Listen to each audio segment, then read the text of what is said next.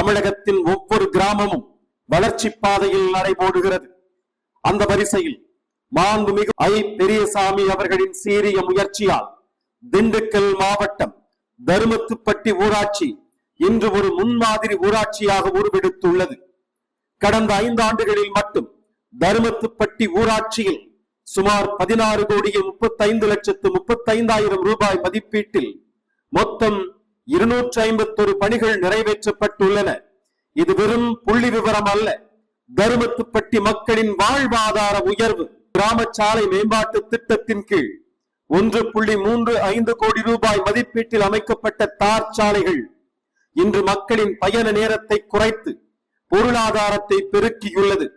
சேரும் சகதியுமாயிருந்த பாதைகள் இன்று சீர்மிகு சாலைகளாக மாறியுள்ளன. குடிநீர் சிக்கலுக்கு முற்றுப்புள்ளி.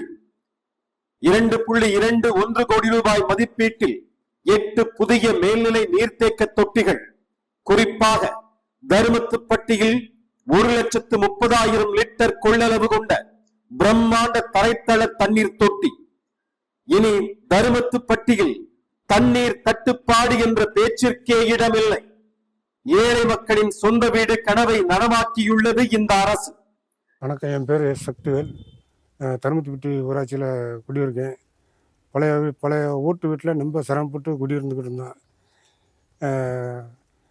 கலைஞர் கனவு இல்லத்தில் மாண்புமிகு முதலமைச்சர் ஆணைக்கு இணங்க எங்கள் ஐபி ஐயா அவர்கள் தொகுப்பு வீடு வழங்கினார். அதில் இப்போ நிம்மதியாக குடியிருக்கிறோம். அது வீடு கொடுத்ததுக்கு மிக்க அமைச்சர் ஐயா அவர்களுக்கும் மாண்புமிகு முதல்வர் அவர்களுக்கும் மனமார்ந்த நன்றியை தெரிவித்துக் கொள்கிறேன். 44 பயனாளிகளுக்கு 1.54 கோடி ரூபாயில் புதிய வீடுகள்.